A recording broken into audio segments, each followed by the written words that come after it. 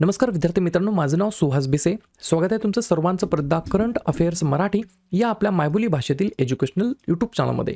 विद्यार्थी मित्रांनो, आज आहे 13 मार्च 2026. आजच्या दिवसाचे जेवढेही चालू घडामोडीचे महत्त्वाचे टॉप प्रश्न बनत असतील ते सर्व प्रश्न आपण या व्हिडिओच्या माध्यमातून पाहणार आहोत. तरी सर्वप्रथम आपण जर नवीन असाल, पहिल्यांदा या चॅनलवरील व्हिडिओ पाहत असाल तर चॅनलला या ठिकाणी अवश्य सबस्क्राईब सुद्धा करून घेऊ शकता. ठीक आहे, चल तर मग आपण आजच्या व्हिडिओला सुरुवात करूया.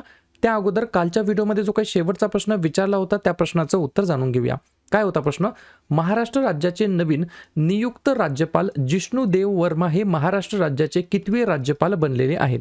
तर बऱ्याच विद्यार्थी मित्रांनी अगदी योग्य उत्तर टाईप करून सांगितलं आहे. पर्याय क्रमांक बी, 23व्या क्रमांकाचे या ठिकाणी गव्हर्नर बनले आहेत. महाराष्ट्र राज्याचे नाव आहे जिष्णू देव वर्मा. क्लिअर? आता पाहूया विद्यार्थी मित्रांनो, प्रश्न क्रमांक पहिला. टोटल संपूर्ण व्हिडिओमध्ये 12 प्रश्न असतील. सुरुवातीपासून शेवटपर्यंत व्हिडिओ प्रामाणिकपणे पाहण्याचा प्रयत्न करा. एक एक प्रश्न महत्त्वाचा आहे, तुम्ही कोणत्याही परीक्षेची तयारी करा. प्रश्न क्रमांक पहिला काय आहे? केंद्रीय मंत्रिमंडळाने जल जीवन मिशन कोणत्या वर्षापर्यंत एक्सटेंड करण्यासाठी मान्यता दिलेली आहे, वाढवण्यासाठी मान्यता दिलेली आहे? प्रश्न क्रमांक पहिल्याचं योग्य उत्तर आहे पर्याय क्रमांक डी, 2028 पर्यंत या ठिकाणी हे जे काही मिशन होतं जल जीवन मिशन कधी सुरू करण्यात आलं होतं? तर पंतप्रधान नरेंद्र मोदी यांनी 15 ऑगस्ट 2019 रोजी लाल किल्ल्यावरून या ठिकाणी जे काही मिशन होतं त्याची या ठिकाणी घोषणा केली होती. बरोबर? ज्याच्या मागचा उद्देश काय होता? तर प्रत्येक घरामध्ये नळाद्वारे पिण्याच्या पाण्याचा पाणी पुरवठा करणे हा याच्या मागचा मेन उद्देश होता. बरोबर? या मिशनचा उद्देश आता या ठिकाणी पायाभूत सुविधांच्या उभारणीपासून ते शाश्वत ग्रामीण नळ पाणी पुरवठा आणि सेवा वितरणाकडे वळवण्यात आलेला आहे. ही देखील गोष्ट मला लक्षात ठेवायची आहे.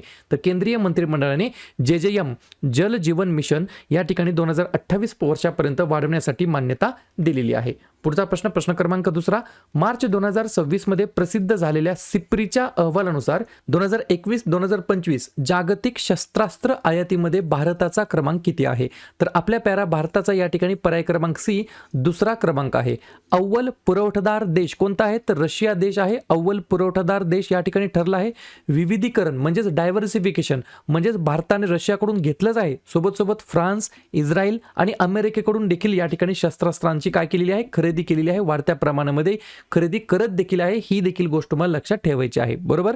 तर मार्च 2026 मध्ये प्रसिद्ध झालेल्या सिप्रीच्या अहवालानुसार 2021-2025 या कार्यकाळामध्ये जागतिक शस्त्रास्त्र आयातीच्या बाबतीमध्ये भारताचा क्रमांक दुसरा आहे. ठीक आहे. बाकीचे जे काही वेगवेगळे इंडेक्स असतात, निर्देशांक असतात, त्याच्यामध्ये मग भारताचा क्रमांक किती आहे त्याच्यावरती एकदा चर्चा करूया. जागतिक हवामान जोखीम निर्देशांक 2025 मध्ये 15वा क्रमांक, हवामान बदल कामगिरी निर्देशांक 2026 मध्ये 23वा क्रमांक, हेनले पासपोर्ट इंडेक्स 2026 मध्ये 80 क्रमांक, आशिया उत्पादन निर्देशांक 2026 मध्ये 6वा क्रमांक, ग्लोबल सॉफ्ट पॉवर इंडेक्स 2026 मध्ये 32वा क्रमांक, इनोव्हेटर्स बिझनेस एन्व्हायरमेंट इंडेक्स 2026 मध्ये 54वा क्रमांक, आर्थिक स्वातंत्र्य निर्देशांक 2025 मध्ये 128वा क्रमांक, ई कचरा निर्मितीच्या बाबतीमध्ये 3रा क्रमांक, ग्लोबल पेन्शन इंडेक्स 2025 मध्ये 45 क्रमांक आणि ग्लोबल फायर पॉवर इंडेक्स 2025 मध्ये 4था क्रमांक. पुढचा प्रश्न, प्रश्न क्रमांक तिसरा. देवभूमी कुटुंब विधेयक 2026 कोणत्या राज्य सरकारने सादर केलेलं आहे? 3 नंबरच्या प्रश्नाचं योग्य उत्तर आहे पर्याय क्रमांक बी, उत्तराखंड हे या प्रश्नाचं योग्य उत्तर असणार आहे. लक्षात घ्या, देवभूमी कुटुंब विधेयक हे विधेयक जे काही आहे ते या ठिकाणी उत्तराखंड राज्य सरकारने सादर केलेलं आहे. या विधेयकाचा उद्देश विविध कल्याणकारी योजनांची प्रभावी अंमलबजावणी सुनिश्चित करणे आणि लाभार्थ्यांना पारदर्शक पद्धतीने मदत उपलब्ध करून देणे हा याच्या मागचा एकमेव पर्पज आहे. तर पर्याय क्रमांक बी, उत्तराखंड राज्य सरकारने देवभूमी कुटुंब विधेयक 2026 या ठिकाणी सादर केलेलं आहे. उत्तराखंड ज्या राज्याची स्थापना 9 नोव्हेंबर 2000 साली झाली. मुख्यमंत्री आहेत पुष्कर सिंह धामी, राज्यपाल आहेत गुरमीत सिंह, राजधानी आहे देहराडून. 5 महत्त्वाचे राष्ट्रीय उद्यान Jim Corbett, Rajaji, valley of flowers, Nanda Devi आणि गंगोत्री आणि 2 महत्त्वाचे धरण टेहरी आणि कोटेश्वर. पुढचा प्रश्न, प्रश्न क्रमांक 4. स्थानिक स्वराज्य संस्थांच्या निवडणुकीमध्ये उमेदवारांसाठी 2 मुलांची पात्रता निकष आणि कुष्ठरोगावर आधारित अपात्रता कोणत्या राज्याने काढून टाकलेली आहे? तर 4थ्या नंबरच्या प्रश्नाचं योग्य उत्तर आहे पर्याय क्रमांक ए, राजस्थान हे या प्रश्नाचं योग्य उत्तर असणार आहे. एक पॉइंट लिहून घ्या. 2 पेक्षा जास्त मुले असलेल्या व्यक्तींना स्थानिक स्वराज्य संस्थांच्या निवडणुका लढविण्यासाठी मनाई करणारा जवळजवळ 30 वर्ष जुना हा जो काही नियम होता, रूल होता, तो या ठिकाणी रद्द करण्यात आलेला आहे. तसेच कुष्ठरोगाच्या आधारावरती अपात्रता देखील या ठिकाणी रद्द करण्यात आलेली आहे.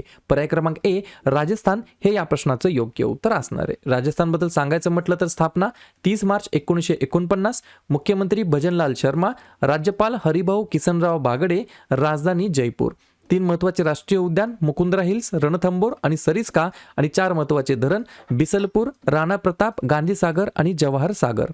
पुढचा प्रश्न क्रमांक 5. कोणत्या राज्यातील 32 वर्षीय हरीश राणा या तरुणाला निष्क्रिय इच्छामरण देण्याची परवानगी देणारा ऐतिहासिक आणि भावनिक निर्णय नुकताच घेण्यात आलेला आहे?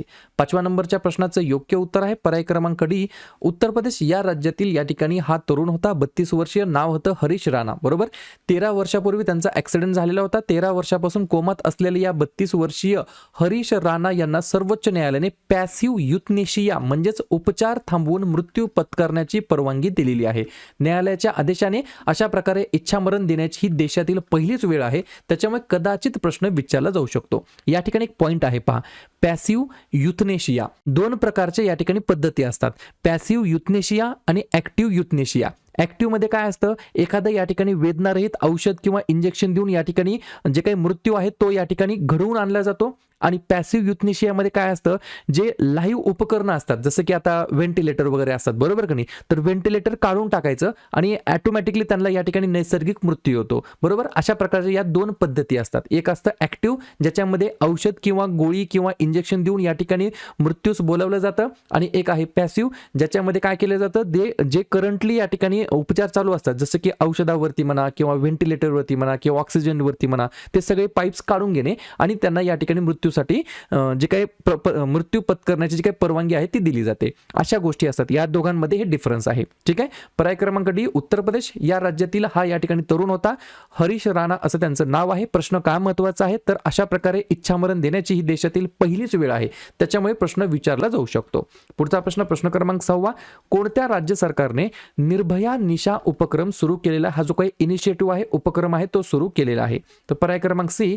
केरळ पोलीस हे या प्रश्नाचं योग्य उत्तर असणार आहे. तर केरळ पोलिसांनी या ठिकाणी काय केलेलं आहे, तर निर्भया निशा नावाचा जे काही उपक्रम आहे तो सुरू केलेला आहे. पॉइंट लिहून घ्या. 112 या आपत्कालीन हेल्पलाईनद्वारे रात्री 9 ते सकाळी 5 दरम्यान जलद, समर्पित पोलीस सहाय्य प्रदान करून रात्री प्रवास करणाऱ्या महिलांची सुरक्षितता वाढवणे हा या कार्यक्रमाचा उद्देश आहे. उद्देश एकमेव आहे. रात्रीच्या वेळी महिलांसाठी सुरक्षित हालचाल सुनिश्चित करणे या उद्देशाने निर्भया निशा नावाचा इनिशिएटिव्ह उपक्रम सुरू करण्यात आला आहे केरळ पोलीस यांच्या मार्फत किंवा केरळ राज्य सरकारच्या अंतर्गत. ठीक आहे. केरळ ज्या राज्याची स्थापना 1 नोव्हेंबर 1956, मुख्यमंत्री पिनराई विजयन, राज्यपाल राजेंद्र आर्लेकर, राजधानी तिरुवनंतपुरम. या ठिकाणी 6 महत्वाचे राष्ट्रीय उद्यान इरविकुलम, मठिकेतन, अनमुडी, पामबदुम, पेरियार आणि सायलेंट व्हॅली, आणि 4 महत्वाचे धरण इडुक्की, मालमपुझा, पेची आणि कुंडाळा. पुढचा प्रश्न क्रमांक 7. जगातील सर्वात उंच ज्वालामुखी शिखर नेवाडो ओजोस डेल सलाडो सर करणारी दुसरी भारतीय महिला कोण ठरली आहे? तर पर्याय क्रमांक बी. अर्पिता पात्रा असं त्यांचं नाव आहे. लक्षात घ्या. जगातील सर्वात उंच ज्वालामुखी शिखर नेवाडो ओजोस डेल सलाडो ही सर करणारी दुसरी भारतीय महिला ठरली आहे अर्पिता पात्रा. मग स्वाभाविक आहे तुम्हाला पहिली भारतीय महिला कोण आहे असं विचारलं जाईल, तर पियाली बसाक असं त्यांचं नाव आहे. नोव्हेंबर 2023 मध्ये त्यांनी हे शिखर सर केलं होतं. क्लिअर. पहिली भारतीय महिला ठरली आहे पियाली बसाक आणि दुसरी भारतीय महिला ठरली आहे अर्पिता पात्रा. ठीक आहे. पुढचा प्रश्न क्रमांक 8. आंतरराष्ट्रीय मलेरिया परिषद 2026 कोठे आयोजित करण्यात आलेली होती? 8व्या नंबरच्या प्रश्नाचं योग्य उत्तर आहे पर्याय क्रमांक ए. नवी दिल्ली हे या प्रश्नाचं योग्य उत्तर असणार आहे. तर नवी दिल्ली या ठिकाणी आंतरराष्ट्रीय मलेरिया परिषद हे या ठिकाणी ऑर्गनाईज करण्यात आली होती. इंटरनॅशनल मलेरिया समिट म्हटलं तरी काय हरकत नाही. प्रश्न आहे एखाद्या परिषदेबद्दल, तर लगेच नवनवीन झालेल्या किंवा होणाऱ्या परिषदांवरती चर्चा करूया. लिहून घ्या. 22वे आशियान भारत शिखर परिषद क्वालालंपूर मलेशिया या ठिकाणी. 2025 ची जागतिक दूरसंचार विकास परिषद बाकू अझरबैजान या ठिकाणी. 20वे विद्रोही मराठी साहित्य संमेलन 2026 नांदेडमध्ये. प्रादेशिक AI इम्पॅक्ट कॉन्फरन्स 2026 राजस्थानमध्ये.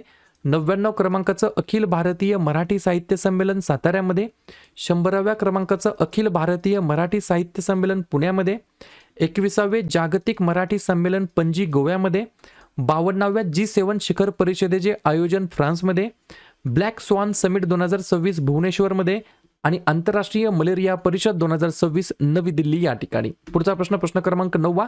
भारतातील एका कार्यरत म्हणजेच ऑपरेशनल न्यूक्लिअर प्रोजेक्ट जो काही असतो, प्रकल्प असतो, अणु ऊर्जा प्रकल्प, त्याचे प्रमुख पद भूषवणारी पहिली महिला कोण बनलेली आहे? तर पर्याय क्रमांक सी, R.M. नाचम्मयी असं त्यांचं नाव आहे. कर्नाटकमधील या ठिकाणी कैगा जनरेटिंग स्टेशन आहे, युनिट्स 3 आणि युनिट्स 4 चे मुख्य अधीक्षक म्हणून या ठिकाणी त्यांची नियुक्ती करण्यात आली आहे. प्रश्न का महत्वाचा आहे? तर भारतातील एका कार्यरत ऑपरेशनल अणु ऊर्जा प्रकल्पाचे प्रमुख पद भूषवणाऱ्या या पहिल्या महिला ठरल्यात R.M. नाचम्मयी. त्याच्यामुळे प्रश्न विचारला जाऊ शकतो. पुढचा प्रश्न, केंद्रीय गृहमंत्री अमित शहा यांनी ओडिसामध्ये समर्पित केलेला सल्फ्युरिक ऍसिड प्लांट कोणत्या कंपनीने बांधलेला आहे? तर पर्याय क्रमांक सी, IFFCL. बरोबर, IFFCL. याचा फुल फॉर्म काय?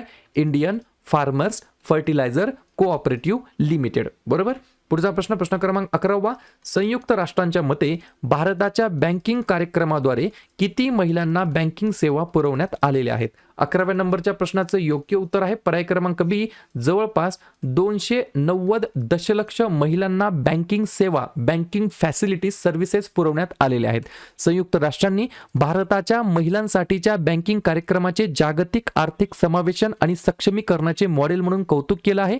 डिजिटल बँक खाती उघडण्यासाठीच्या सोप्या आवश्यकतांमुळे महिलांचा आर्थिक सहभाग याच्यामध्ये वाढण्यास मदत झालेली आहे. या गोष्टी लक्षात ठेवायच्या आहेत. शेवटचा प्रश्न, सायकलिंग लीग ऑफ इंडियाला जगातील पहिले कोणत्या प्रकारचे लीग म्हटले जाते? तर पर्याय क्रमांक A, world's first franchise based road cycling league. अशा प्रकारे या ठिकाणी नाव ठेवण्यात आलेलं आहे. क्लिअर? तर अशा प्रकारे विद्यार्थी मित्रांनो, हे होते आजचे 12 प्रश्न.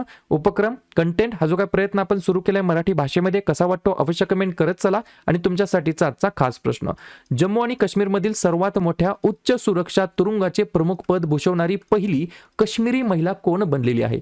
संदेश सिन्हा, शाबा शाल, हिमांशु तुरुवा की रवी कुमार? तर ज्या पण विद्यार्थ्यांनी या प्रश्नाचं योग्य उत्तर येत असेल त्या प्रश्नाचं उत्तर तुम्ही कमेंट बॉक्समध्ये देण्याचा प्रयत्न करा. प्रश्नाचं उत्तर चुकू द्या, बरोबर येऊ द्या, काहीच हरकत नाही. ट्राय करणं, प्रयत्न करणं सर्वात जास्त महत्त्वाचं आहे. आणि दुसऱ्या दिवशी येऊन आपण दिलेल्या प्रश्नाचं उत्तर बरोबर आलं की चुकलं, दुसऱ्या दिवशी येऊन नेहमी चेक करणं, अभ्यासामध्ये कन्सिस्टन्सी मेंटेन ठेवणं हे सगळ्यात जास्त महत्त्वाचं ठरणार आहे. लगेच काय करूया, मार्च महिन्यातील जेवढेही महत्त्वाचे दिवस असतील त्याच्यावरती आपण एकदा रिव्हिजन टाकूया. लिहून घ्या. 1 मार्च शून्य भेदभाव दिवस आणि जागतिक नागरी संरक्षण दिवस. 3 मार्च जागतिक वन्यजीव दिवस आणि जागतिक श्रवण दिवस.